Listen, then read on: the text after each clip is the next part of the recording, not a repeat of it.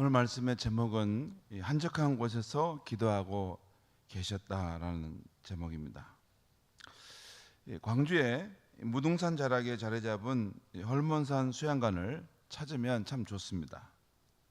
울창한 푸른 숲과 나무들이 지친 저의 몸과 마음을 반겨주고 편안함으로 대해줍니다.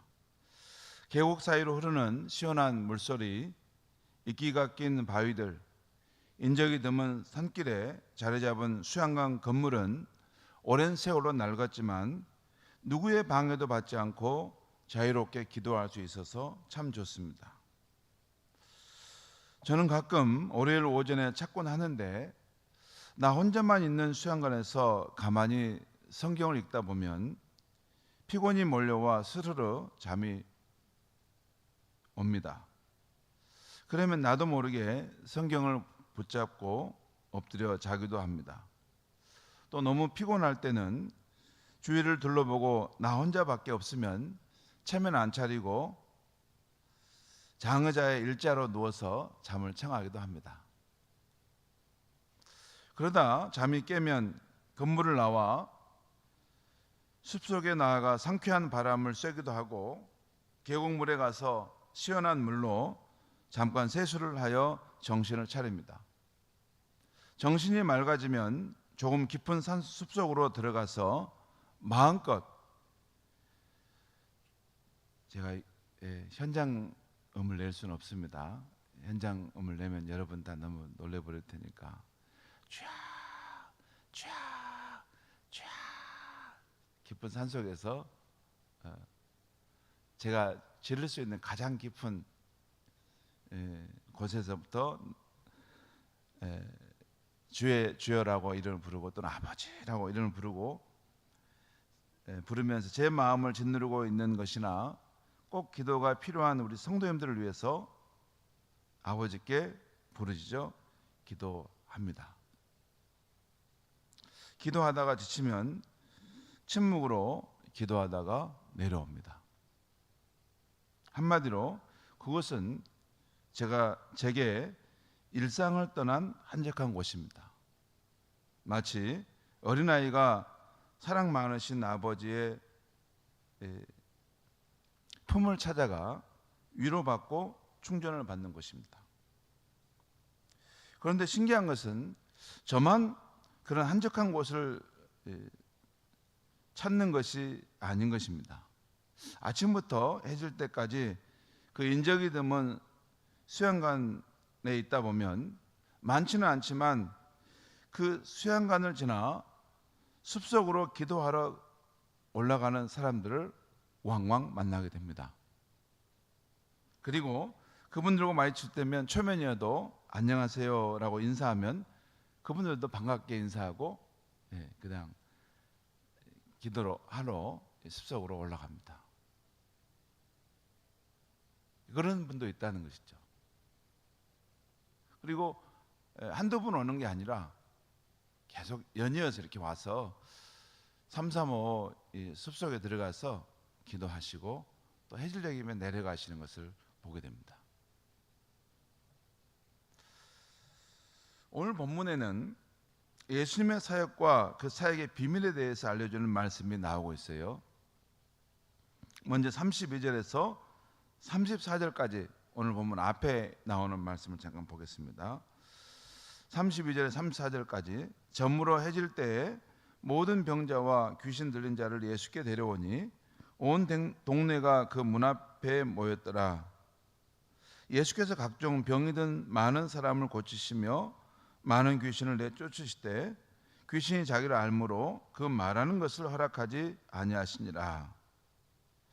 여기 앞에 말씀 보면 저물어 해질 때라는 말씀이 있어요. 그러니까 그 앞에 보면 예수님이 그 오전에 회당에 가셔서 말씀을 전하셨고 또 회당에서 말씀을 전하신 이후에 베드로의 장모의 집에 가서 아픈 그 베드로의 장모를 치유하시고 났어요. 그리고 이제 그 다음에 해질 즈음이 됐을 때 어느 한 마을에 있었는데 거기가 이제 베드로의 집 근방이었는가 봐요. 그런데 모든 병자와 귀신 들린 자들을 사람들이 데리고 예수님께 나왔다는 것이죠. 그래서 온 동네가 그 문 앞에, 베드로의 그 장모집 앞에 있었던 것 같아요. 그때 예수님께서 어떻게 하셨는가를 말씀해 주는데, 각종 병이 든 많은 사람을 고치시며 많은 귀신을 내쫓으셨다. 그리고 누가복음의 이 동일한 본문을 보면 해질녘까지 예수님이 한 사람씩 한 사람씩 그들의 아픈 것을 만져주시고 고쳐주셨다라는 말씀입니다. 그러니까 이것은 바로 그 전날 예수님의 하루의 사역의 일정이 꽉 차 있었다는 것을 알려주는 그런 말씀입니다. 너무나 그 많은 일 가운데 예수님이 매몰돼 가지고, 뭐 예수님이 원래 그렇게 한 게 아니라 사람들이 그런 필요를 가지고 그 자기 병을 고쳐줄 수 있는 분이 눈앞에 있으니 얼마나 좋습니까? 그래서 그 소문이 듣자 다 몰려왔던 것이죠. 그리고 긍휼이 많으신 예수님은 그들을 물리칠 수 없어서 하나님 나라의 그 권세와 능력으로 그들 한 사람 한 사람을 치유해 주셨던 것입니다.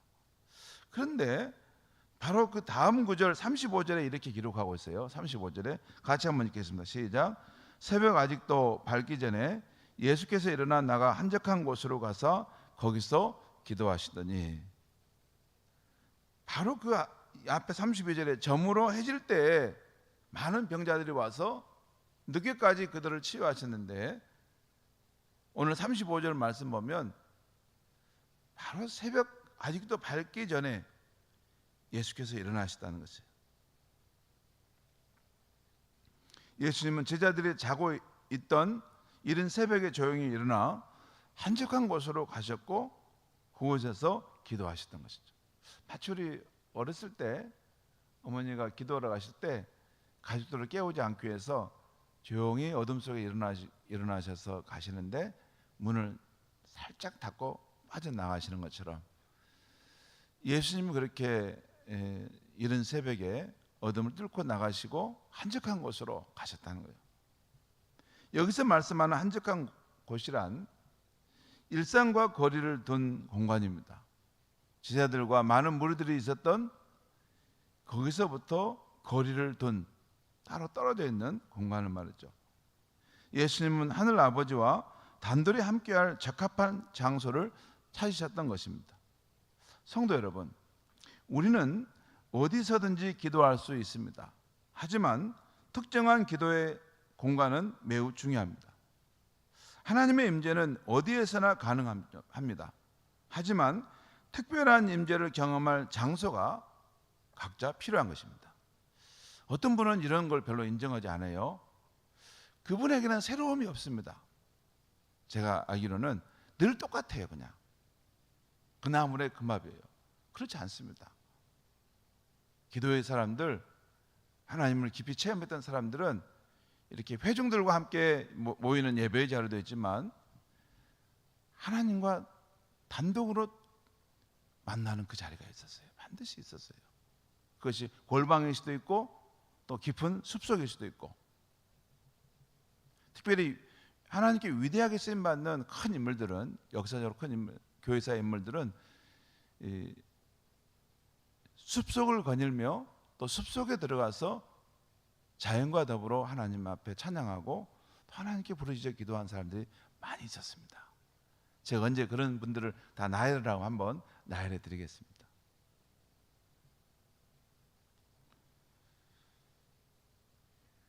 그렇습니다. 내 마음이 오직 하나님께로만 향하려 하면 시간과 공간의 구별이 필요하다는 거예요. 그 누구도 함께 하지 않고 나와 하나님만이 만나는 그 자리, 그 공간, 그 시간이 필요하다는 것입니다. 이것은 예수님의 기도 생활에서도 중요한 것이었습니다. 그래서 오늘 말씀 이외에도 마태복음 14장 23절에 보면 이런 표현이 나와요. 무리를 보내신 후에 기도하러 따로 산에 올라가시니라. 저물매 거기 혼자 계시더니 라고 기록하고 있어요. 여러분, 복음서에 보면 예수님께서 산에 올라가시더라 이런 표현이 자주 나와요. 그러니까 산에 가서 기도하는 것, 그 뭐 이단에 가는 거 아닙니다. 그런 게 아니에요. 산에 가서 거기에 있는 그 이상한 기도원에 가는 것은 그건 이단에 갈 수 있지만, 산에 가서 기도하는 것은, 하나님이 지으신 창조의 세계 한복판에 들어가서 기도하는 것은 아름다운 것입니다. 새 속에 찌들어 있는 우리의 영혼이 나와서 그 숲속에 가면 뭘 보겠습니까? 세상적인 문화 그런 거 안 봅니다. 하나님이 지으신 공간 안에서 오직 하나님만을 생각하고 묵상하는 것이죠. 나는 한 번도 산기도 그런 거 안 가봅니다. 나는 그런 거 절대 안 합니다. 그건 자랑이 아닙니다. 그건 그분의 어떤 신앙의 영역이 좁다는 것입니다. 그것 이외에는 잘 모른다는 것이죠. 여러분, 광대하신 하나님은 이 성전에만 있는 게 아닙니다. 골방에도 있고, 또 일상생활 한복판에서도 있고, 저 깊은 숲속에도 하나님은 계시는 것입니다. 어디든지, 특별히 내가 하나님을 특별히 만나고자 하는 어떤 장소를 정해서 그것을 찾고 거기에서 하나님을 만나는 것은 아주 훌륭한 영성을 개발하는 것이기도 합니다. 예수님이 그러셨어요. 여러분, 복음서 정직하게 잘 보면 예수님이 그 영성을 공급받는 자리는 회당이 아니었습니다. 깊은 산이었어요. 혼자 산에 가셔서 밤이 맞도록 기도하시고 산에서 혼자 머물러 계셔서 그곳에서 하나님을 만나서 하나님께로부터 오는 그런 영적인 힘을 충전받고 있었던 것입니다. 이처럼 예수님도 그렇기에 우리 예수님을 따르는 우리 성도들도 하나님과 나만이 만나는 그런 구별된 장소로서 한적한 곳을 갖고 있어야 되는 것입니다. 목사님, 나는 뭐 그냥 성전에 와서 사람들하고 예배하고 기도하는데요, 그것만으로는 온전하지 못합니다. 성전에서 기도하는 것은 알게 모르게 남을 의식하고 기도하고 남을 생각하고 내가 어떤 걸 뭘 합니다. 그렇지 않으려고도 여러분, 성전에 와서 기도하다 보면 나도 모르게 누가 왔는가 이렇게 생각하고 누가 안 나왔네 이런 생각하고 있습니다. 내가 하나님 앞에 나와 지금 기도하고 하나님을 만나고 가면 되는데 그런 생각하고 갑니다. 이 옷을 입은 이유가 하나님 때문에 나온 거 아닙니까? 그게 중요하죠. 근데 그래서 회중과 함께 예배하고 기도하는 것도 중요하지만 나 홀로 나만이 하나님과 함께 머물러 있는 그 시간, 그 장소가 있어야만이 그 사람의 영성이 진실합니다. 그리고 건강하게 성장해야 합니다. 왜냐하면 홀로 있을 때 하나님 앞에 있는 법을 알지 못하는 사람은 진실한 신앙이라고 할 수는 없습니다. 굉장히 중요한 부분입니다. 예수님은 그렇게 하셨던 것이죠. 여러분, 우리는 공동체로서 함께 하나님께 예배하고 기도하는 것이 중요합니다. 아주 중요한 거예요. 그렇지만 그 시간이 내가 개인적으로 하나님께 나아가는 시간을 대신할 수는 없는 것입니다. 그와 별도로 우리는 각자가 예수님처럼 하나님과 독대하는 시간을 가져야 하는 것입니다. 오늘 본문은 바로 예수님이 하나님 아버지와 독대하는 시간을 보내기 위해서 우리를 떠나 한적한 곳을 찾아가셨고 그곳에서 하나님과 교제하는 시간을 가지셨다는 것입니다. 그런데 다시 오늘 36절 37절 말씀 보겠습니다. 36절 37절 같이 읽겠습니다. 시작. 시몬과 및 그와 함께 있는 자들이 예수의 뒤를 따라가 만나서 이르되 모든 사람의 주를 찾나이다. 시몬은 베드로를 말하죠. 베드로와 그와 함께 있는 자들, 제자들을 말하죠. 그들이 예수님의 뒤를 따라가 만나서 말하기를 예수님 모든 사람의 주를 찾나이다. 이 말 뜻은 무슨 뜻입니까? 이런 것이죠. 그 전날 병자들이 아마 다 고침받지 못했던지 또 새로운 병자들이 그날 또 찾아왔던지 사람들이 제자들에게 나와서 예수님이 어디 계시냐고 찾는 요구가 빗발쳤던 것 같습니다. 빨리 예수님이 어디 계시냐고. 우리가 지금 제일 먼저 왔는데 이번에 내가 예수님 만나서 나 치유받고 가야 되겠다, 아마 그랬던 것 같아요. 그러자 베드로와 제자들이 예수님을 찾고 다니다가 드디어 찾게 되었고, 그 순간 주님, 모든 사람들이 주님을 찾나이다, 빨리 가서 어제처럼 해야지요, 이렇게 말씀한 거죠.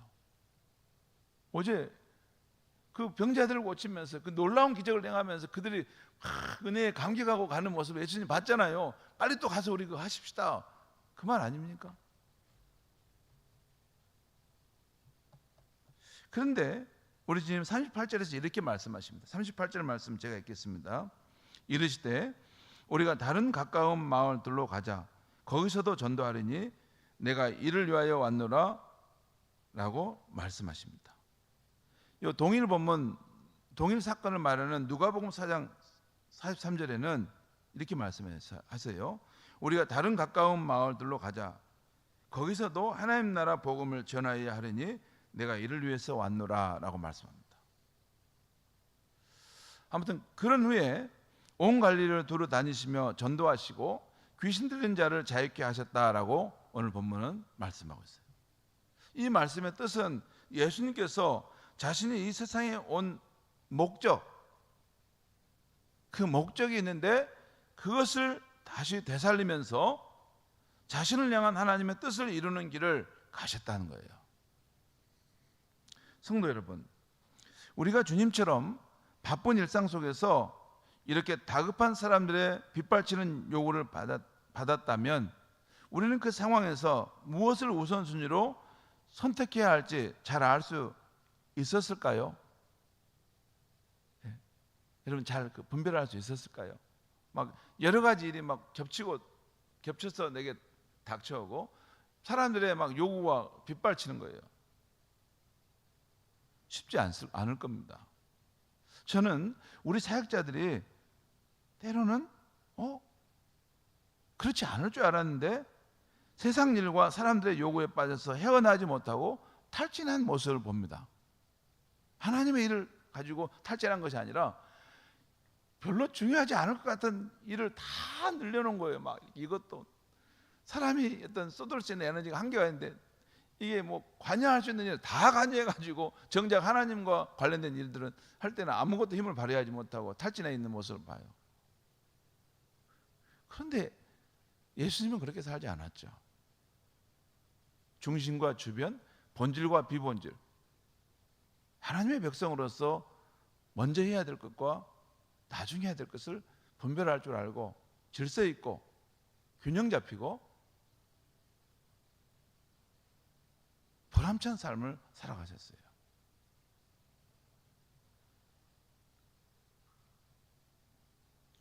바로 예수님은 사람들의 온갖 종류의 요구와 기대를 받았음에도 흐트러짐이 없이 우선순위의 일을 잘 선택하시고 분별하셔서 그걸 행하셨던 것입니다. 여러분, 우리 예수님 늘 무엇을 어떻게 해야 할지 잘 분별할 수 있었던 비결이 무엇이었을까요?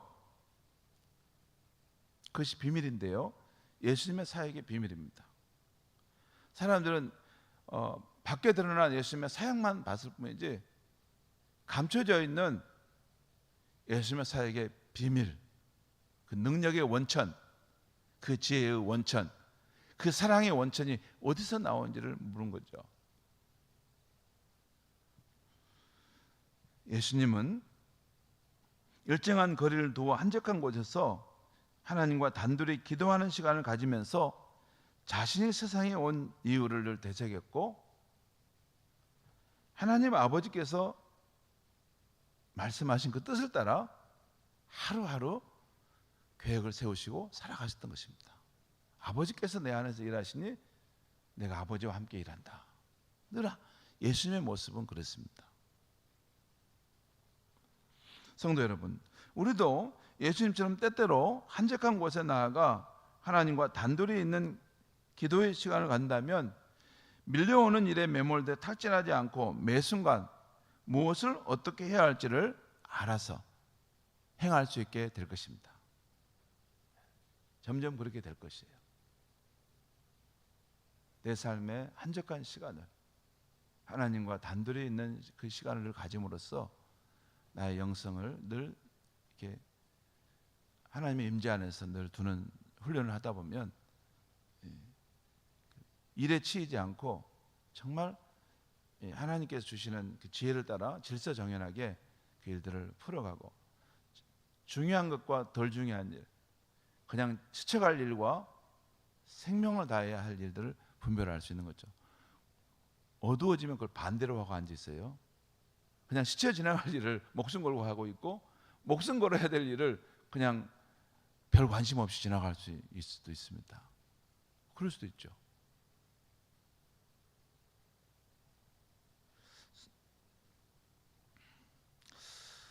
이제 그 다음부터는 우리가 한번 상상력을 발휘해 보면 좋겠는데요. 그 외에도 우리 예수님께서 한적한 곳에 나아가 하나님과 단둘이 있는 기도의 시간을 가졌을 때 누리셨던 유익이 있었을 텐데, 또 어떤 유익이 있었을까요? 무슨 말이냐면, 밀려오는 그런 일이 많을 때 그 상황 속에서 우선순위를 분별하고 그 일을 절제하면서 해갈 수 있는 능력을 하나님과 단둘이 있는 그 기도의 시간을 가짐으로써 이게 얻은 것이 첫 번째라면, 그 다음에는 또 어떤 유익이 있었을까요? 한번 상상력을 발휘하면 제가 이걸 풀어서 많이 설명할 수 있는데 짧게만 제가 말씀하겠습니다. 아마 염려와 두려움으로 가득 찼던 그 마음에 하나님이 주시는 평안함이 있었을 것입니다. 또 세상에 주는 그 어떤 만족과도 비교할 수 없는 하나님 아버지가 주시는 참된 만족함이 있었을 것입니다. 예수님은 칭찬과 명성을 사람들로부터 얻었을 거예요. 아마 사람들이 막 이렇게 하니 다윗의 자손 호산나 찬송하리로다 막 그렇게 예수님을 찬양하는 무리들이 있지 않았습니까? 그런 걸 들었을 때도 어떤 만족은 있을 수 있겠죠. 그런데 예수님은 세상에 주는 그 어떤 만족과도 비교할 수 없는 하나님 아버지가 주시는 참된 만족함을 그 하늘 아버지와 독대하는 시간에 그걸 가지셨다는 거예요. 또한 세상의 적대자들에게 받았던 비판과 상처를 치유하고도 남을 하늘 아버지의 사랑과 인정과 유로가 있었을 것입니다. 예수님이 세례받고 올라올 때 하늘에서 소리가 나기를, 이는 내 사랑하는 자요 내 기뻐하는 자다. 그 말 나오잖아요. 아마 둘이 하나님과 독대하고 있을 때 예수님의 마음속에는 하나님의 음성이 들려왔겠죠. 적대자들이 예수님을 비판하고 또 흠집내고 갈릴리 나사렛에서 무슨 선한 것이 나겠느냐 무시하는 말을 듣고 그 사역에 있을 때 그 받은 상처를 치유하고도 남을 하나님 아버지의 사랑과 위로가 있었다는 것입니다. 그리고 또 바리새인들의 술수와 이기심과 세상의 지혜를 무너뜨릴 수 있는 아버지가 주시는 하늘의 지혜와 명철을 받았을 것입니다. 그리고 십자가의 두려운 길을 당당히 수용할 수 있는 아버지가 주시는 참된 용기도 받았을 것입니다. 그렇죠? 예수님은 여러분 예수님도 두려움이 있었다는 거 아시죠? 십자가의 길을 갈 때 제자들 앞에서 내가 심히 고민하여 죽을 것 같구나. 너희들이 나를 위해서 기도해 주렴. 그렇게 부탁하셨던 분이 예수님 아니십니까? 인간 예수님은 십자가를 앞에 들 때 두려움이 있었어요. 그런데 그 두려움을 이길 수 있는 용기를 하늘 아버지와 독대하는 그 시간에서 그 용기와 힘을 공급받아서 갔던 것입니다. 그렇지 않습니까? 그 겟세마네 동산에서 기도하신 후에 예수님이 결론에 일어나서 가자 하고 가시잖아요. 그리고 예수님은 그 하늘 아버지와 독대하는 그 시간을 가짐으로써 하나님 나라 복음을 전하기 위해서 매일매일 사람들의 요구와 필요를 채우느라 고갈될 수밖에 없었던 그 능력을 새로 채우시는 시간을 가지셨다는 것입니다. 여러분, 우리 주님의 치유의 능력도 한계가 있었습니다. 여러분, 예수님에게도 그 사람을 고치시는 능력이 이렇게 빠져나갔다는 거 아세요, 여러분? 그 혈리병 여인이 몰래 예수님의 옷자락을 만져서 그 치유함을 받게 될 때 주님께서 이렇게 말씀하시죠. 누가복음 8장 46절에 보면 누가 내게 손을 대었느냐 이는 내게서 능력이 나간 줄 알미로라 라고 말씀하십니다.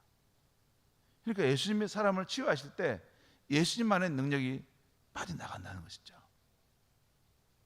능력이 빠져나가면 고갈되는 거 아닙니까? 그렇죠. 곧 우리 주님은 하늘 아버지와 단둘이 만나는 그 시간을 통해서 고갈된 그 마음의 그 저장소에 새로운 능력과 힘을 공급받았던 것입니다.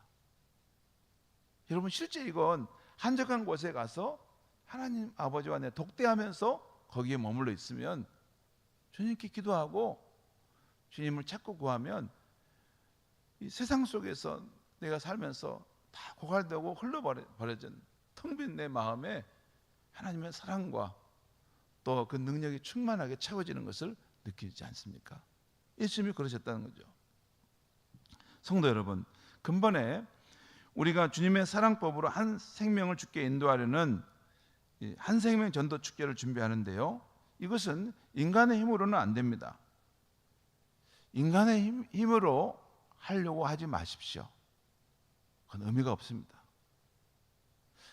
전도를 하는데 이 전도를 하고 나서 내가 무너지고 고갈되면 안 됩니다. 전도를 하고 나서 오히려 내 신앙이 새로워지고 활기를 찾고 내가 정말 주님과 함께 주님을 따라가는 진정한 제자의 삶을 살아가는구나, 이런 벅찬 감격과 이런 행복감이 밀려와야지 전도를 해놓고 고갈되고 무너져 버린다? 그런데 인간적인 힘으로 하게 되면 그럴 수가 있습니다. 인간적인 힘으로. 그러니까 짜증만 내고 왜 우리 교회는 이런 것만 시키나. 그런데 인간적인 힘으로 안 됩니다. 이것은 위로부터 하나님께 주시는 능력과 지혜와 사랑을 공급하였어야만이 할 수 있는 일인 것입니다. 그렇기 때문에 우리는 우리 주 예수님처럼 일상을 피해 한적한 곳으로 나아가 하나님과 단둘이 있는 시간을 가져서 위로부터 임하는 사랑과 지혜와 능력을 받아야 하는 것입니다. 진짜입니다. 여러분, 내가 변화되는 것도 내 힘으로 안 되는데 다른 안 믿는 사람이, 하나님 모르는 사람이 나의 인도를 받아서 하나님께 나와서 정말 복음을 듣고 회심한다? 이건 하나님의 역사하심이 반드시 있어야 합니다. 그러니까 이것이 우리에게 도전이면서 또 하나 기회가 되는 것입니다. 기회라는 것은 오히려 이것이 역전돼서 우리가 하나님의 능력을 체험하고 하나님의 믿음의 역사를 체험할 수 있는 계기가 되는 것이 이 전도 축제인 것입니다. 여러분, 이 위로부터 임하는 사랑과 지혜와 능력을 받아야 하기 때문에 이것을 위해서 이번에 가을 미랄 기도 대행진을 준비했습니다. 이 기도 대행진 자리는 우리 각자가 바쁜 일상을 피해서 나와 하나님과 단둘이 만나는 나만의 자리를 갖고자 하는 것입니다. 여러분, 자율적이지 않습니까? 나 혼자 내 시간이 될 때 와서 조용히 기도하는 것이에요.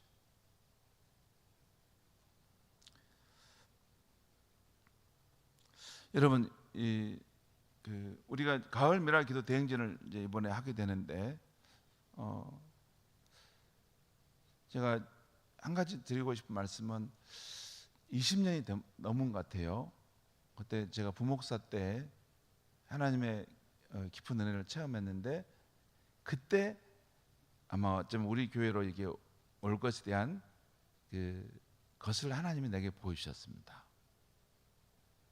그때 제가 서울에 있는 교회에 부목사로 있었는데 제 마음속에 답답함이 있었어요. 영적인 답답함, 깊은 갈망과 고갈됨이 있었어요. 막 이렇게 교회 사역을 하는데 영적인 그런 갈망은 깊어져 가고 내 영혼의 메마름을 계속 느꼈어요.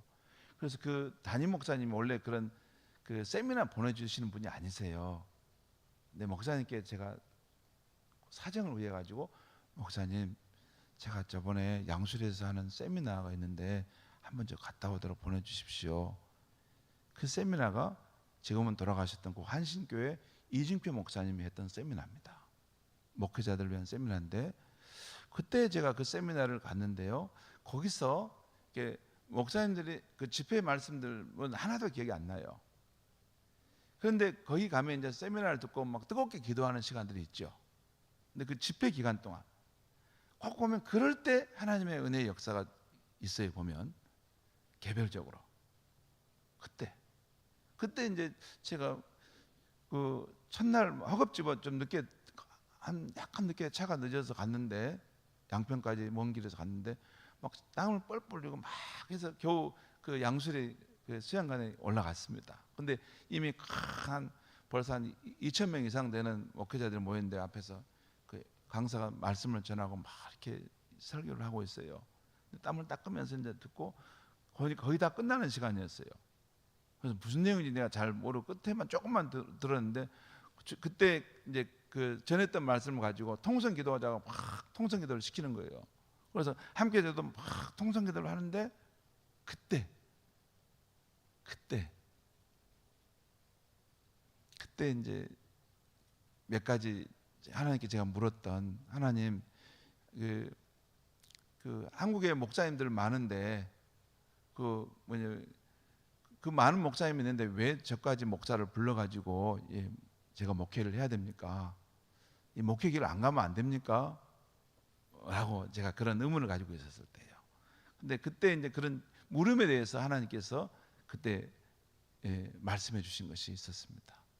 그리고 그때 그 첫째 날 강의 때 들으면서 이렇게 기도를 하는데, 그 순간적으로 어떤 환상이 보이는 거예요. 큰 이렇게 이런 집회 장소에 있는데, 그 들어가는 문 입구에서 어떤 한 어린 아이가 이렇게 남루한 그런 그 옷을 입고 그 깡통 하나를 앞에 두고 사람들이 계속 왔다 갔다 하는데, 그 이제 구걸하는 그 거지 아이인 것 같아요. 근데 카메라 앵글이 쫙 돌아가면서 그 아이에게 딱 비치는데, 그게 제 얼굴에 비치는데 그 아이가 나의 모습인 것입니다. 그러니까 내가 영적으로 그만큼 가난하고 공고한 처지에 있는 것을 하나님께서 보여주시면서 그 은혜를 사모하도록 하신 것을 그때 제가 발견했어요. 지금도 그게 22년 전의 이야기인데 잊지를 못한 것입니다. 여러분, 나는 하나님을 만났는데 이게 책에서만, 이 성경책에서만 나는 봤다, 나는 지식적으로만 하나님을 봤다, 내 삶 속에서는 무슨 새로운 어떤 특별한 경험이 없다, 그것도 이상합니다. 왜 이상하냐면, 이 책에 기록된 예수 그리스도는 죽으신 분이 아니라, 우리가 믿는 예수 그리스도는 그 석가모니나 공자님처럼 죽어가지고 땅에 묻힌 분이 아니고 장사돼서 사흘 만에 다시 부활하신 분이에요. 지금도 살아계셔서 그를 믿는 성도들의 삶 속에 역사하고 계시는 분이십니다. 그것이 교회의 신비한 힘이고 능력인 것입니다.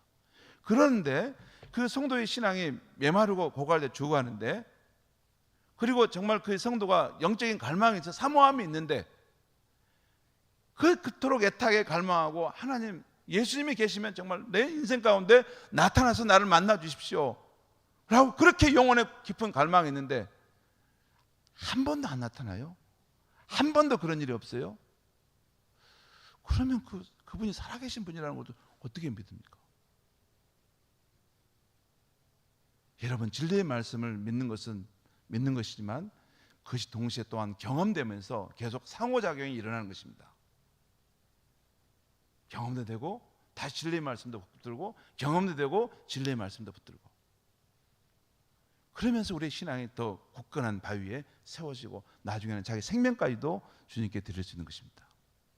여러분, 이 가을 미랄 기도 대행진 그냥 이렇게 뭐 그런가 보다라고 그렇게 생각하지 마시고, 나는 새벽에 예배 나오니까 따로 나올 필요 없겠지, 그러지 마시고, 새벽 예배 나오는 것은 전체로 공동체로서 함께 만나는 것이고, 개인적으로 나 혼자 내가 홀로 하나님과 독대하리라, 내 인생에 대해서 하나님이 말씀하시는 음성을 내가 들으리라, 내 인생의 갈망과 이렇게 어려움이 있는데 여기에 대한 하나님의 음성을 내가 들으리라. 그런 마음으로 여러분이 부르짖고 울면서 기도하면 하나님의 살아계신 역사가 우리의 삶 속에 일어날 수 있다고 저는 믿습니다. 기도하겠습니다.